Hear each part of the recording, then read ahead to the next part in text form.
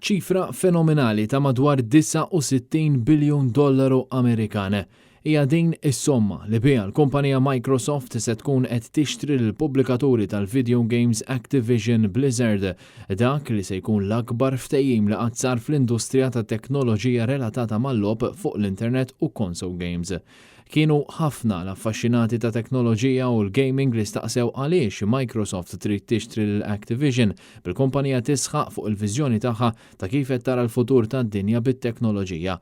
Il-kap eżekuttiv tas-sezzjoni tal-logħob fih dan Microsoft Phil Spencer qal li l-għan tal-kumpanija kien li tgħin biex il-kreazzjonijiet il-ġodda ta' Activision jilħqu kemm jista' jkun persuni.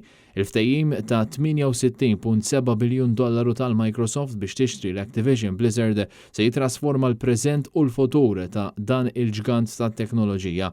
Jekk ikun suċċess, dan se jkun l-akbar ftehim li qatt sar minn Microsoft u l-akbar trasferiment ta' flus kontanti fl-istorja.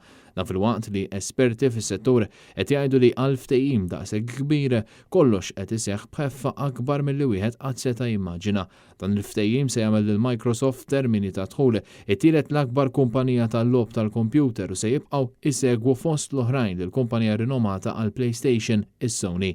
Il-ftehim storiku bejn Microsoft u Activision mistenni jingħalaq matul is-sena fiskali 2023 ta' Microsoft li tintemm f'Ġunju tas-sena d-dieħla. F'termini sempliċi dan ifisser li dan id-deal jista' jitlesta u jidħol fis-seħħ fi 18 il xahar li ġejjin.